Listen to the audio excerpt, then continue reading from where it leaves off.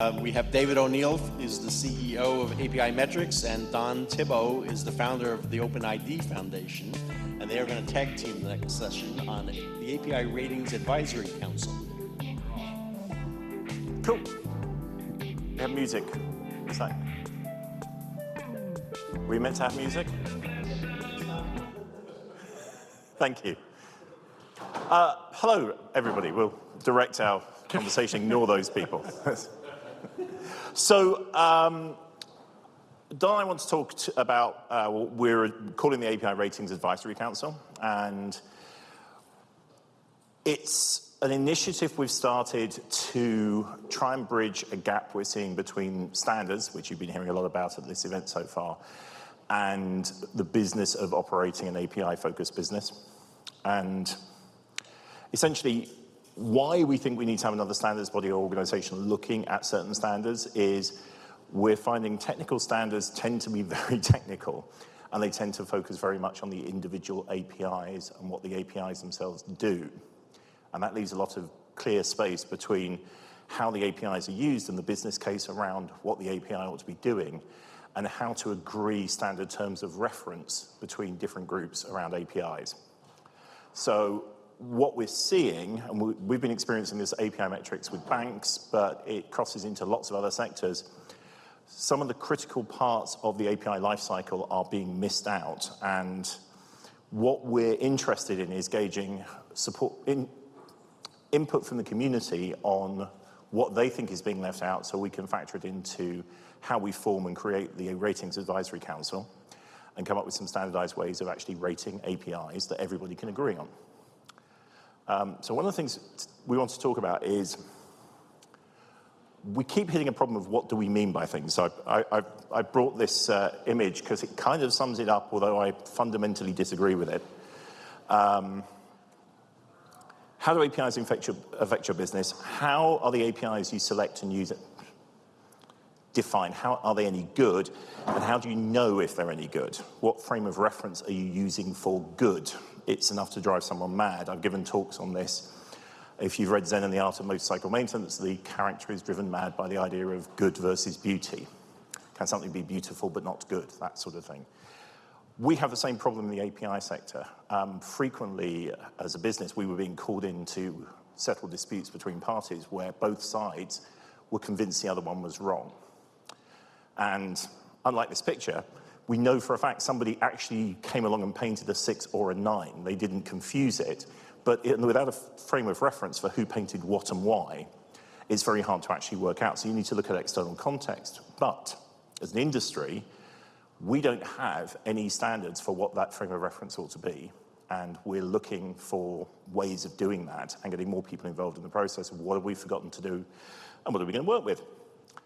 So,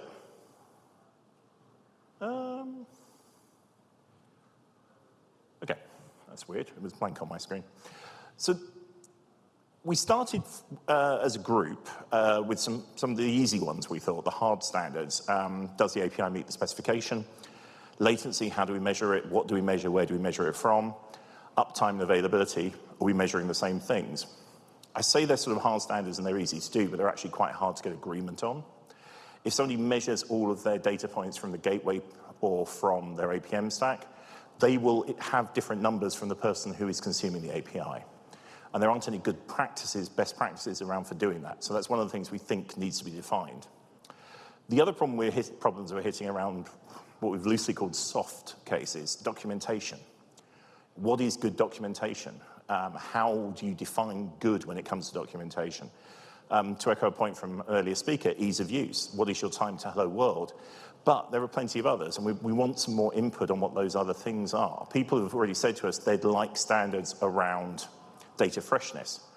If you have a policy to cache responses, how long do you cache it for before the API starts being usable as it is? How do we reach agreement on the business case of the API? How do we share the information around this is a free API, this is a premium API, you pay per consumption? These are all questions that are not answered at an industry level, and we don't have a frame of reference for us to discuss them. So a few months ago, or the end of last year, myself, Don, Lorinda Brandon, who's VP of Engineering at Bessa Cloud, Brian Costello, who used to be Head of Standards at Yodlee InvestNet, John Musser, who is the godfather of the API economy and currently Director of APIs at Ford, and Mehdi from Apidays got together and said, we need to start thinking about these things. And what we'd like to do is actually make this session a little bit more interactive. I was hoping we'd have more people to be interactive with, but four's a start, and the audience, and actually talk about some of the things and make this more of an interactive whiteboarding back and forth session on what do we think the gaps are in the API, in how we measure APIs, how we gate APIs, how we rate the APIs, and what should go into an industry-wide rating effort. In the same way that the financial services sector has multiple ways of getting credit scores for companies, we have no methodology for deciding whether Twilio is better than Symphony or Stripe is better than PayPal. It is, but how do you prove that?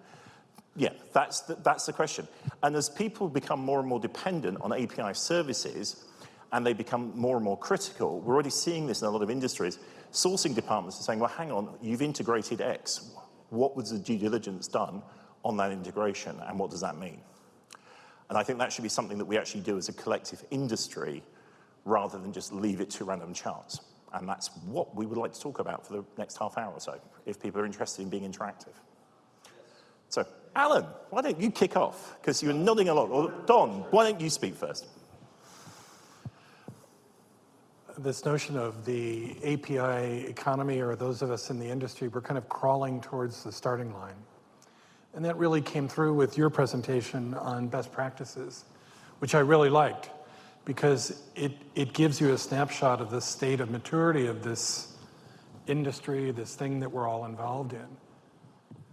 Our hypothesis, this team here, and I think you might share it, is that it's not a question of if, but when some kind of ratings agency, some kind of Moody's or some kind of industry body is created to provide a rating service for APIs. So our working hypothesis is that that's not a question of if, but when, but also critically how. Because we don't want a rating service or rating services to take up the bad habits of those that are responsible for various financial crises over the years. We really would like to get this done right from the get-go.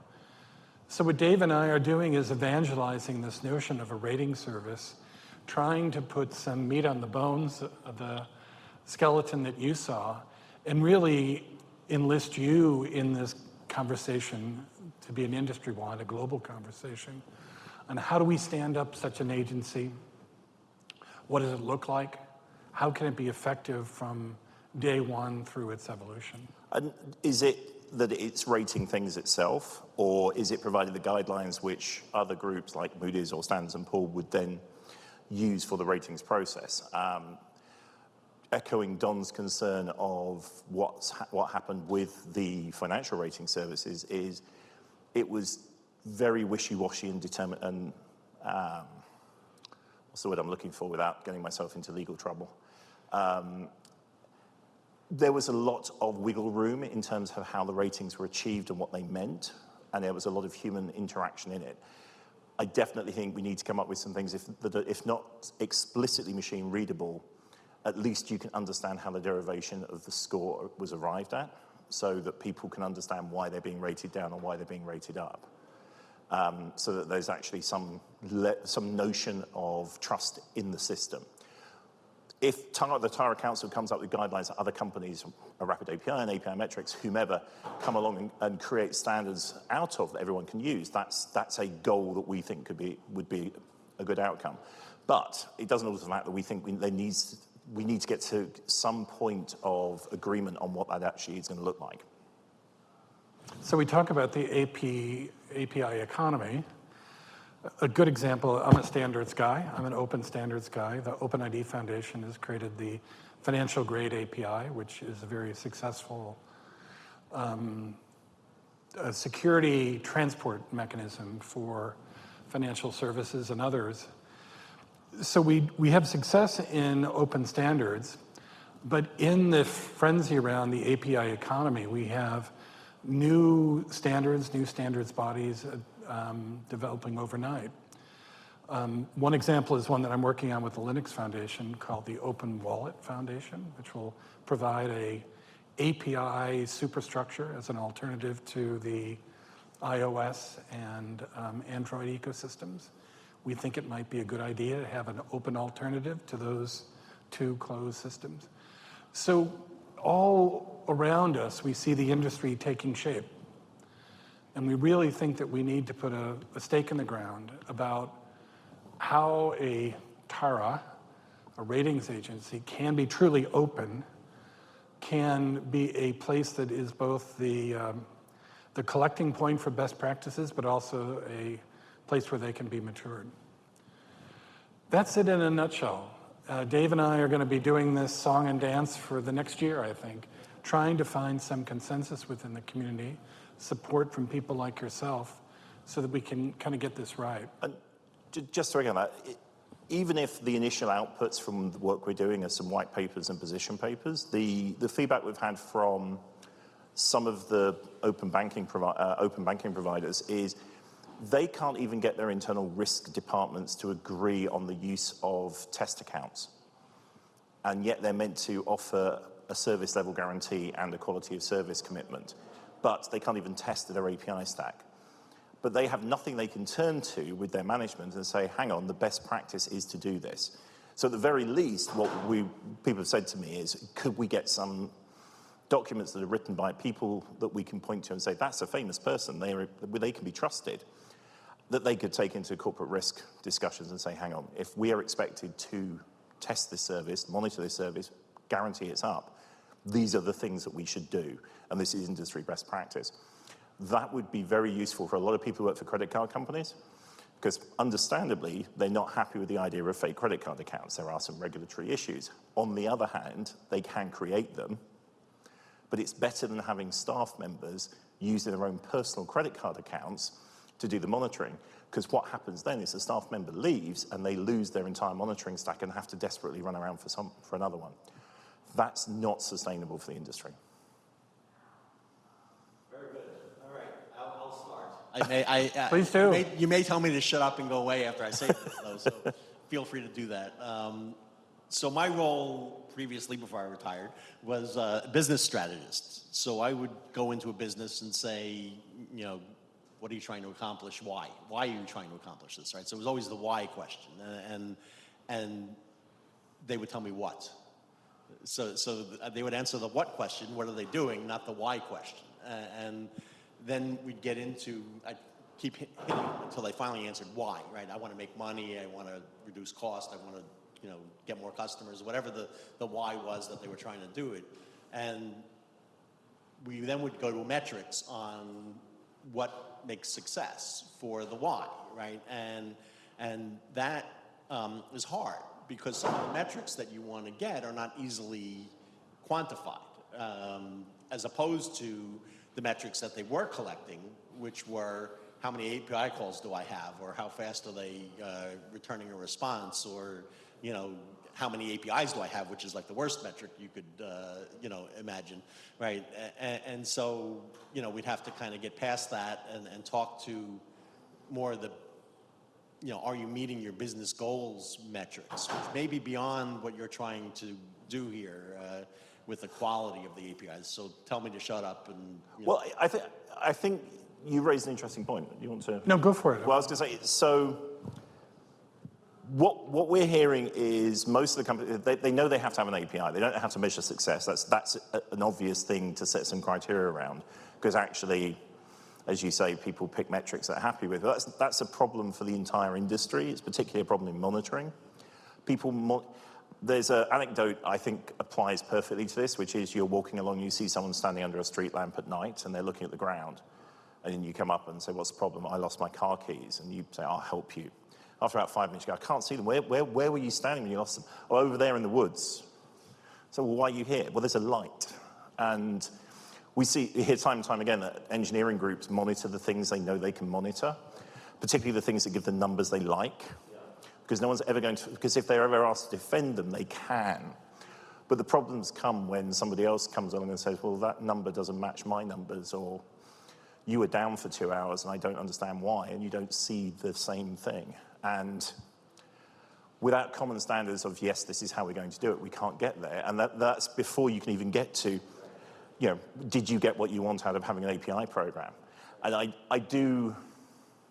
we have seen this in the industry already, that we do see API programs that are spun up because somebody said we must have an API program, and then they're quietly shuffled off into a cupboard somewhere and the door's locked and no one ever talks of it again. Twitter spent a long time doing that. It's an interesting thing to add to the mix to have, what are our standardized business goals for the success of a program, and whether they can be quantified generically for the industry rather than case by case, because the success criteria are actually probably pretty similar across multiple industries. I do have a list of, these are the common business goals that people have. Welcome aboard, Alan. Yeah. but again, I always wanted to get them to tell me what they were. I didn't want to tell them what they should be, right? So it's what are you trying to accomplish out of it? But they often fit into the, whatever small number of, examples that there were. But I think that's part of what we're trying to achieve with this, which is what are those things that everybody's come to realize independently? Where are the commonalities, and how do we actually apply them across different sectors? Give somebody else a chance with the big group we have here. Just to put you on the spot, I'm just trying to think of the value proposition for a ratings agency from the developer and consumer point of view, right? Because we have a number of different stakeholders. In a moment, we can talk about regulators who can benefit from a ratings agency. But I really liked your kind of bifurcation of there are really two set of actors in the development cycle. So the question to you is, how might they develop from a ratings agency, and what would those ratings look like? So it's actually really interesting because, Rapid API as our public marketplace, we actually bring in some of these concepts that we're talking about today to the marketplace to, again, help make more informed decisions of, okay, I have 1,000 APIs, I have Twilio, I have Telesign, I have Nexmo, I have all of these SMS providers. How do I know which one's the right one for me? So we've started at a very basic level of pulling in volume of users, how many calls are being made, how recently were those calls made, to generate what we call a popularity score. It's a very high level, not super well defined what that actually means, but it helps give those consumers a better idea as far as, is this API an actual reputable, reliable API? So that's definitely already something that's happening. So you're saying the popularity scores is a measure of usage? It's a not quality bound or... Exactly. We bring in a bit of quality metrics as far as hey, if this API is returning 500 status codes, it's probably not working, or things like that. So we call that service level, essentially. And so we bring that in a little bit, but as far as getting down a layer deeper into the actual functional validation, we haven't gotten there yet. So again, this is still fairly high level as far as how Sure. people are actually getting into that. Sure. I think echoing some of the other items from your talk, it's the, how easy is it to get to hello world? Does the security work? All these pieces that are essential to success are poorly defined in terms of those success criteria. Across the board, and so from a technical perspective, you can get that layer deeper, but what is the definition of working at that layer deeper? That I don't think we've thought through that, or it's defined in any facet. That I want to talk to you guys after this, because I think there is potential for bringing in some of that data. We've got a lot of data about how APIs are performing and getting more of a quality score towards this.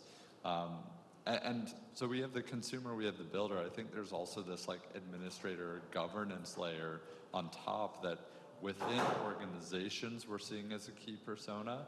I think there's value in more of an industry-wide kind of governance view that we look at for this regulatory.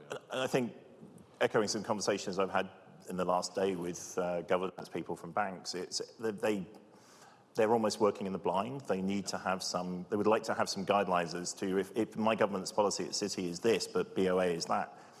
how do we agree that we've just set the same criteria that we're being measured against? And I think it comes to like, you need that starting point of across all industries. I think there's some commonalities that we can identify.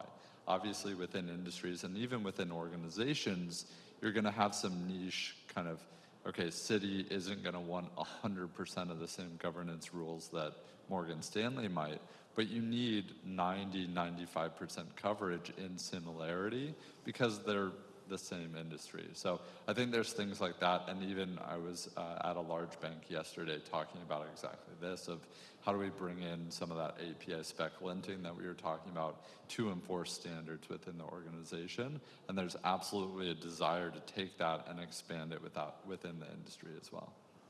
I think the echoing that for other industries, Rinda Brandon, who was one of the first people to jump on this, one of her challenges is they, as a company, consume APIs from very large companies, and they have absolutely no mechanisms for agreeing with those companies whether the company's achieving what they are contractually committed to selling them. 100%.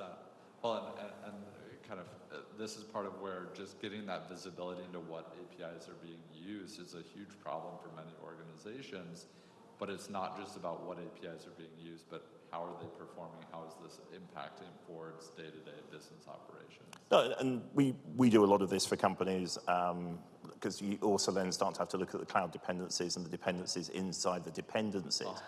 So if you're on AWS, but your CDN is Cloudflare, and then Cloudflare itself is also dependent on AWS. So you can have these weird circular cascading failures that can be localized or systemic. But it spreads.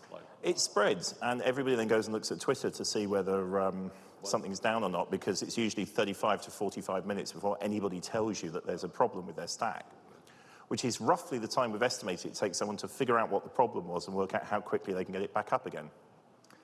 And as an aside, this is why I think the status page is actually a very bad thing for the industry, because people have come to rely on status page as oh, this tells me the truth. And no, it tells you what somebody has sat down and typed into it. And that's the kind of standards approach that I think we need, because otherwise we are relying on information that's out of date and not accurate. Yeah, and I think really what it boils down to is needing a group of people to sit down and create some of these definitions. Because again, APIs are inherently built to enable this type of testing of a service. They're programmatic interfaces. And so once we start to define what does quality look like, it's actually fairly easy for us to go and actually implement. Well, I'm not sure it is. I mean, just what you were just saying struck something with me that said, you hear the phrase your API is broken. But is the API broken, or is something broken behind the API? And so your API quality could be great. It's the database behind that piece of flower. Which comes back to one of the first things, the first hill I will die on for this is API performance measurement has to be done end-to-end from outside of the stack and have nothing to do with your architecture. As soon as you start saying, oh, I've got my gateway logs, or New Relic tells me, or the AWS CloudWatch, there you go, or Stackdriver, as soon as you start using those as your source of truth, you will see much better stats than anybody who sits out in the public world and starts looking at things. And it's really hard, because as soon as you have that conversation with anyone in DevOps, they run away screaming. Because it's hard, and they don't like what it will tell them, because it could say things that are very hard to define. And then the other thing I was thinking with the conversation was, not every API has the same criteria, right? So some of them don't have to be available all the time. And if I'm needing enough that I need to be available, I'm available, daylight hours in the US or whatever the need that I have is, then that's 100% availability to me, but it's not, right? So if I'm scoring you on you're not available in China, during their daylight, but that's, Yes, and that's a problem we've seen with the daylight problem. And there are two approaches. If you just turn your API off at night, that's one thing. We actually see that. It's built into the standard for British open banking. And personally, I fundamentally disagree with this as a thing, because you enter the world of someone forgets to turn it back on, or somebody's traveling overseas and wants to use their bank. Yeah, but the other problem we've seen is APIs tend to fail when no one's looking at them.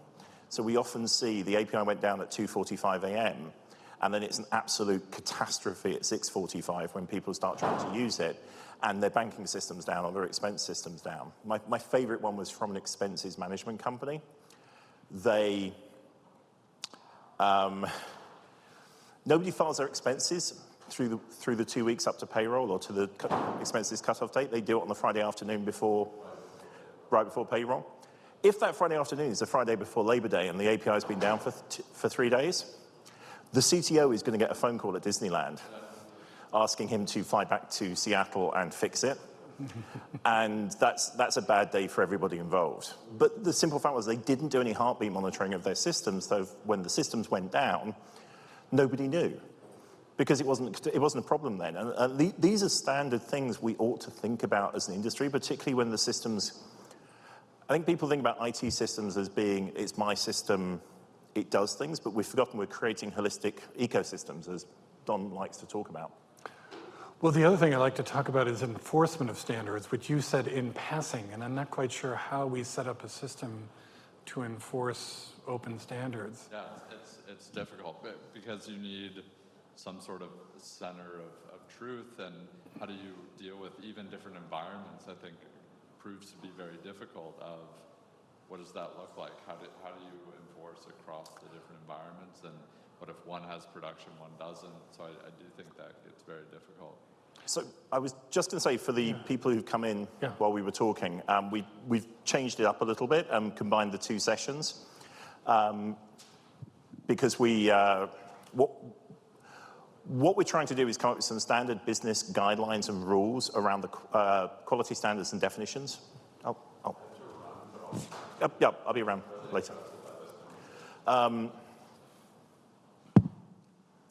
And what we're trying to get to are the standards around, I'll go to this one, terms of reference. How do we all agree on common frameworks for API quality and the business impact of APIs? And beyond, I have an open API spec, and the open API spec says X, and I've got a Postman collection, the Postman collection does Y. That's only half or even less than half of the problem. How do you agree with a third party that the quality of the 2 APIs is the same, or you're talking about the same things? How do you agree your documentation is adequate? How do you agree on ease of use? All of these things are ill-defined by the industry, and what we at Tara are trying to put together, on the side of who's involved. There we go. This is a weird version of PowerPoint. It does things I didn't program it to. We are trying to set some of these standards across multiple industries so that we can actually have some terms of reference, and we're looking for input from the community on what is outside of the specs, what is not being covered in the API tooling that exists, in the ways that we cooperate as companies. It's built a lot on Don's experience at the OpenID Foundation and how they try to bring some semblance of structure to that. What we've been trying to do is experiment with, I call it the notion of trust but certify. Is your API working the way you say it is? Is it reliable, et cetera? So we've tried to innovate in the world of the financial grade API to, as we introduce a new API, we want to introduce a self-certification test suite so that we have some minimal notion or some point of reference that this implementation of this API standard has been done correctly. What we wanted to do in a very modest way with the self-certification is to take the opportunity cost of answering that question as low as possible, make it as efficient as possible. But there's no doubt that the immature industry that we find ourselves in is really a football game without a referee or a set of referees. Or the referees are out there in the field, but they don't all have the same rule book. So what we're trying to do is to create a groundswell among folks like you to see if we can't come up with a common set of rules, a common set of certification or enforcement mechanisms so that we know what good looks like and we know who is providing good APIs and who has work to do. So I have a question. Just for logistics. Was this supposed to be like a 2-session thing? Yes, it was. Yes. So we're good on time. We're good on time. So, and hopefully new people will come and we can That's right. suck them into talking to us as well. So For new people, hello. We're trying to gather information and insight from the community as we evolve the concept of API ratings. But what we're trying to do is go beyond the specs and the standards and come up with the things that we have realized are not being done. So I came at this because we couldn't agree, customers couldn't agree on how to measure the performance of the APIs they provided because of internal corporate risk policies. And there was nothing they could turn to for solving that problem because there was no industry best practice. They could turn around to corporate risk and say, actually, we have to do it this way. This is what the industry expects. And there was nothing, when they turned around, there was nothing they could show to say why they needed test bank accounts or test credit cards in order to prove that the APIs worked. So that was one example that we started from. Others, Alan raised a very good point of what are the success criteria for your API program? How do you know if your API program is successful compared to someone else? How do you know if your API is good versus somebody else is being bad? Are you measuring latency in the same way? Are you measuring availability in the same terms as somebody consuming the API? Is the data you supply consistent? Is it fresh? One of the points that's been raised by somebody who's joining us from the financial services sector, they cache data, but they have no best practice on how frequently they should refresh the cache or what they should set the cache for because there's no policy on how fresh the data ought to be. So there's lots of things that we're starting to realize we've completely forgotten as an industry in the race to the technical side of things. And if we're going to create essentially a framework for rating APIs in the same way we credit rate people, we should have some standard terms that companies, our industry's equivalent of Standards & Poor's or Moody's, can go out and say, yes, this is a 33B, or this is a 8.6A. And we actually understand what those are. And people can actually say, I'm buying this API because it is consistently rated better than that API. But we have no basis for those ratings to be done. And unlike the financial services sector, what we are trying to avoid is at some point an analyst or a human doing the rating using their own magical formula that no one can agree on the terms of, that may involve cash being transferred between parties at some point. And I think we should have, even if Tara itself doesn't rate APIs itself, it should set the ground rules by which people create ratings for APIs. But that's something that's open, and we're interested in what people think we need from API ratings. So the goal here is that they're asking you for your opinion. So if you want to chat and have an opinion on this, I will pass you the microphone. This is a different session. This is far more interactive than some of the other ones, we hope. Yeah, I think it's no-brainer. It should be somewhere at the level of the cloud these days. We had this similar situation, I think, in healthcare for HIPAA certified hardware. It's not as like collecting metrics. It's like yes or no. Are you HIPAA certified? Are you not? But until cloud providers actually did something about it, we were like overcharged significantly by some other companies which were just reselling the same cloud technologies for like 4 times more expensive. It seems like the clouds or whoever is running your implementations, services, they are in the best position to measure that. And Rapid API is just also that kind of actor. Like they are running APIs, they know everything about you. Well, a lot. They know a lot. And cloud providers know even more. Like, are you up? How often are you? I bet AWS already collecting this based on API gateways information. So taking off my Tara hat and putting my APImetrics hat on, one of the problems we get regularly is that's not the case. That Jason Harmon and I from Stoplight were talking about this during the break. The gateway companies believe they know this, and the cloud companies believe they know this, and you speak to Datadog or New Relic and say, oh, we've got that. We've got all of that data. Unless the query doesn't even get to them, it gets lost to the load balancer, or it's ignored as not being an issue with the platform. And we see lots of platform issues that technically are failures, but they masquerade as passes. So you'll see a lot of 200 failures, you'll see a lot of 400s, which ought to be 500s. And that's where you get into quality, that's where we're already getting into quality disputes with customers, because that sort of thing, even if it's not happening very often, a fraction of percentage. If there are tens of thousands of calls an hour being done, that becomes quite a lot of people affected, and it becomes a dispute. And the dispute then can't be solved, because if you're looking at data that's disregarded all of those points, we get back into why we need some standards of what you disregard and why and how you defend that to third parties. It might be that it is true that your data is complete and you can rely on it, but to Lorinda Brandon's point, who's one of the people involved, she has this fight weekly with Google and Microsoft over workspaces and graph APIs, that they refuse to believe that they have performance problems, and they'll go with a stack of logs and say, look, we were perfect.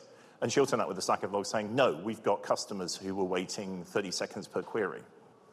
And then they'll fight over why those discrepancies happen. And it's coming up with the terms of reference so you can avoid that dispute where both sides will bring receipts to prove the other's a liar, that we'd like to be in the mix for this. So I'm just kind of pushing back a little. You will be right on certain things, particularly around the HIPAA thing. We did that when I was at the ZocDoc. We did similar thing for our metrics, but we collected them on the back of not infrastructure, not runners, but we collected them as a sunny day scenario for the user who comes through your front door, through your production APIs. So we had like a special user, actually a set of them, who were automatically doing something with your system as normal users would do. And based on those metrics that we were collecting as a black box evaluation of the product, we were like able to say that we are up like 95% of the time, and the latency is not so great, it's not so like huge, and so forth. So that seems to be possible to achieve only as like black box. Well, that's one of the things that we already think ought to be in there, which is to some degree people should do more.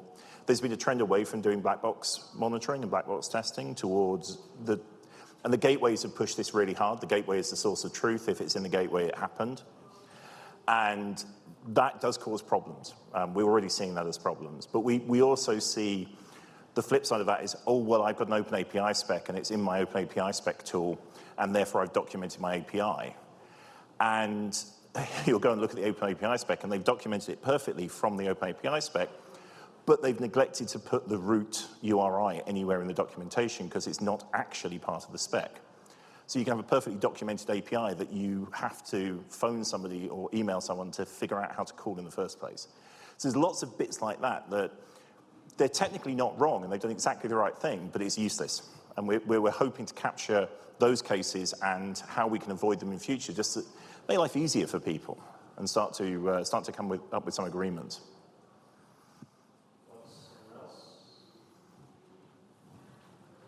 It's my exercise session.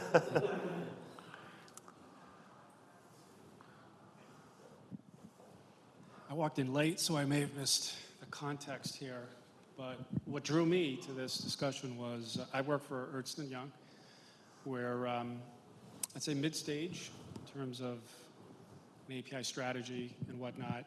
But we are instituting a maturity score to each of our APIs that are cataloged, with the idea being creating like a leveling framework where if you see what looks like two replicas, you have a way of determining whether one is a better fit versus the other, and things such as service level. Is it a API that's only available during tax season, for example? Is it only available during office hours or normal business hours and whatnot? Is that what we're getting at here, is trying to come up with some sort of a standard formula or other means? And by the way, I'm only mentioning half of it. There's also user input, actual consumer input who's tried it, and this thing is not performing the way that you said, producer, that it was supposed to. Yes, to a certain extent. We are trying to capture that type of input systemically for the industry that's being left out of the specs. So we have, what feeds into your maturity model? If somebody else comes up with a maturity model, are they looking at the same things? So what we're trying to avoid is, oh, I've got a great credit score. Why can't I get money from these people because they give me a worse credit score? We're trying to avoid that by having standard frames of reference for us putting these things together. So I come at this from the measurement world of Thank you. I come at this from the measurement world of, are you measuring things in the same way? So if we measure something and it's different to the measurement you have, I know why I trust my numbers, but do you know why you trust yours? And often people don't, because it's how they've always done it. But when we started scraping away at this, we were finding layer upon layer of how do you know what the business model for the API is? Is it the same as that business model? How do you define how much I'm going to spend if I take Twilio's API versus Nexmo's or another messaging API? And those things are very ill-defined in our industry. And then we've got no best practice on what is good documentation or how we should actually document things. It's one thing to stick it all into a smart bear tool or stoplight, but is it any good, what is in there? Have you verified that it works? Can you prove that you verified that it works? It overlaps into some of the governance structures we need to put in place in the industry. But again, there's no standardized best practice coming from any group of organizations. It's coming from individual organizations. The city best practice may be different to the US bank best practice, to the EY best practice. Our feeling is these are things that we should be deciding at an industry level, like the industry has decided around OpenID. OpenID Connect. Yeah, I come at it from a standards point of view. So it's what we're trying to do is to harness the energy that went into your development of your own maturity score and have that normalized across industry for standards development's sake. I think the other thing that I'm mindful of is other stakeholders beyond the developer and the consumer of that code, but to begin to look at executive levels, look at insurance, liability, which will only grow, and other stakeholders like regulators. So as I mentioned at the beginning of our talk, our thesis is that a ratings agency is an inevitability. And what we're trying to do is to frankly crowdsource the requirements, the design requirements for that ultimate agency. We think it really would be good if it came from community interaction like this, as opposed to a couple of very large tech companies begin to say, here's what good looks like for us. Take it or leave it. So that's where we're coming from, and any feedback that you have on best practices, on evolution, and or how we would like to get involved, and how we should organize it to avoid essentially that large company capture that I've seen in financial services standards bodies, where you'll have 3 or 4 large banks and credit card companies that you can go to with the community has agreed a policy, and the board just turns around and says, no, we're not doing that. That's going to be too expensive for us. We'd like to avoid that. And if it means that there'll be lots of rating agencies working off the same set of agreements, at least having a set of technical best practices that we agree on are the best practice for doing things would unblock a lot of these problems for people who hit internal budget requirements when they say they want to do something that's going to cost more than the cheap approach. But if it's the best approach and people are asking for it, then they've got cover. Comments? Oh.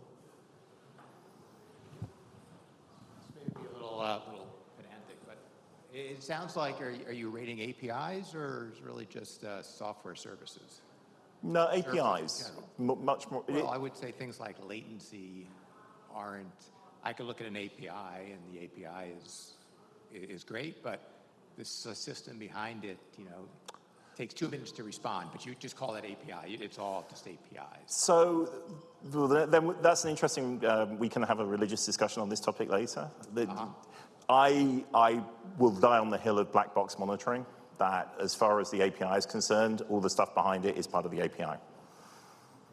And if you treat them as separate things, bad things will happen to you in the long term. And we do see that with customers all the time, because you then end up with fights between different operations groups, where the database team is saying, oh, we're fine, it's the gateway. And the gateway's going, no, it's not, it's that piece. All the way down to Cloudflare's misbehaving. But ultimately, it seems like you want to rate a service that's provided by somebody. Yes. And all sorts of aspects. It's quality, quality as well as its documentation. All correct. The service. Right? The bit you consume. And you call that API. Yeah. But it's really everything.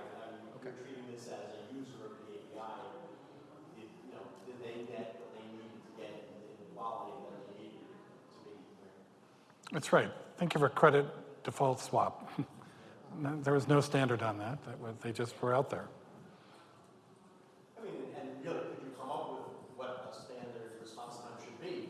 Because, you know, depending on how much stuff is happening behind the scenes, it could be something that's meant to take a while. Right? You know, Yes, and we've had that discussion. And I don't actually think latency in and of itself is a good metric for measuring performance, because you can build a perfectly good API that's quite slow if it does a lot of things. But if you're measuring it and you have, so an example we've had from the financial services industry is if you have an account information API that pulls somebody's account data, so your bank statements, and so the standard API call without pagination calls 20 records, and somebody then, they've set up their system to put in 3 months of records and analyze them. That 3 months is a set of potentially 150, 200, 300 calls that happen sequentially that can take minutes. They're pissed because they think that that API is far too slow, but the API itself is not slow. It is their use case, and they need to re-architect how they do things to match how the APIs are designed. And that's a perfectly good example of where I think best practice actually tells people. I ran Sorry. into a bank in Korea that's exactly that issue. They had an API to get their account information. So if you had one account with the bank, you got instantaneous response time. If you had one of their better customers, it was slow because you had too much information in there. It is a problem with businesses, particularly in financial services, that come from screen scraping world, because they'll batch the screen scraping to happen at 2 in the morning and they'll just do everything. And they will have architected their API system to work exactly the same way as their screen scraping, which is not good. And they've not realized that the problem is their architecture, not that the bank is not very good, that they actually have to spend some time on their setup. Sorry, I had a comment from there and then the lady. Sorry.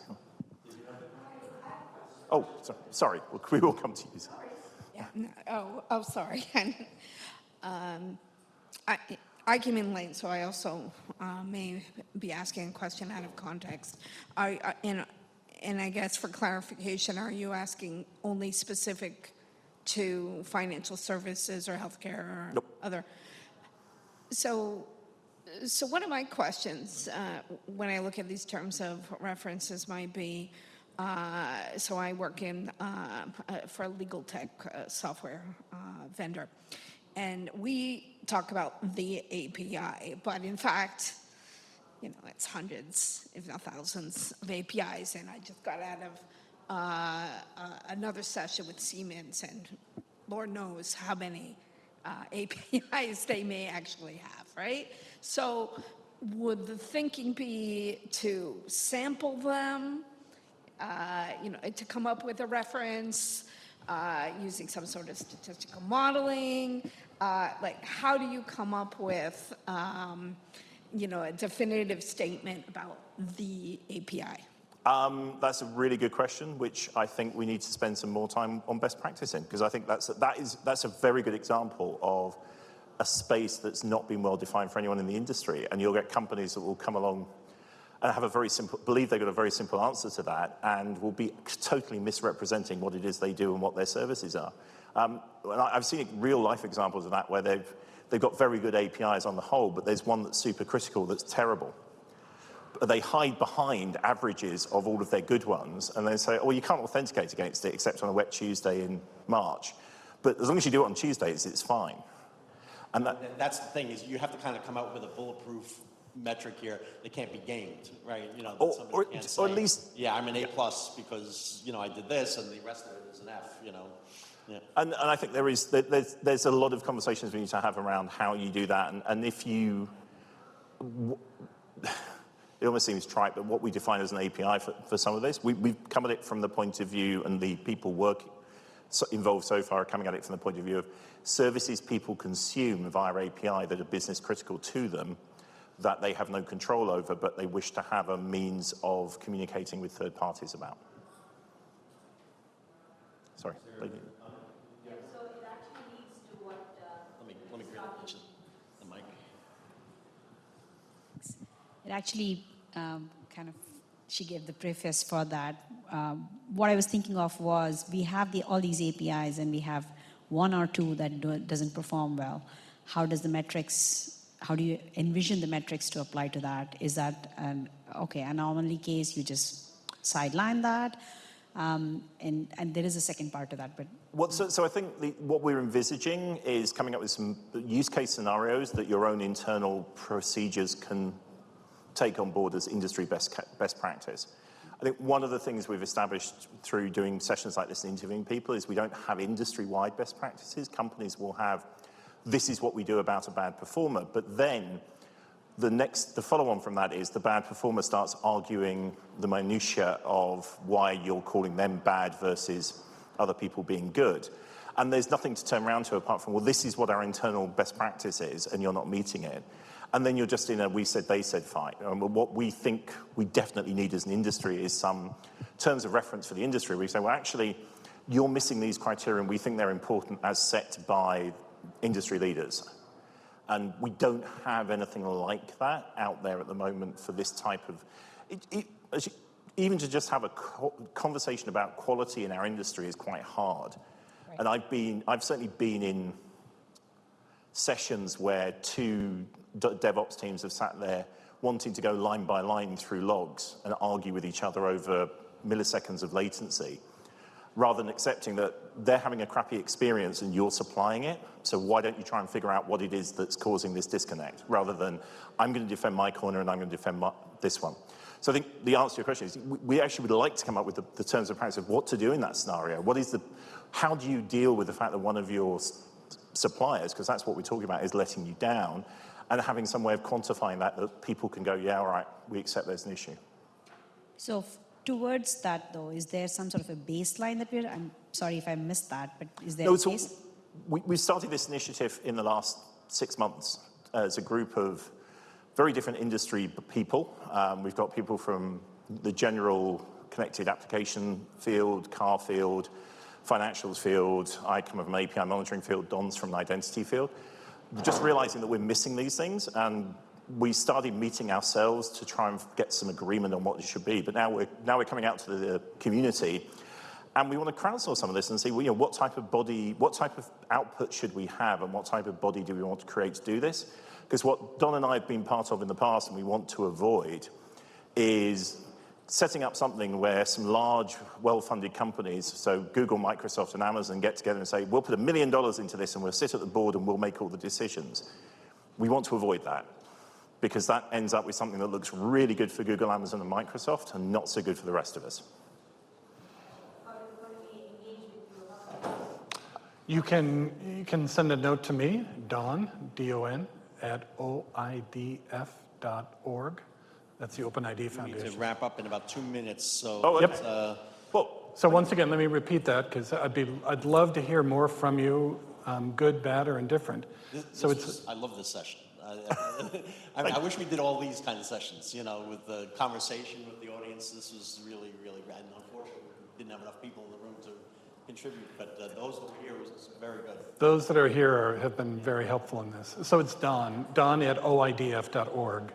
I'd love to hear from you more with your thoughts. Very good. Thank you very much. My pleasure. Thank you.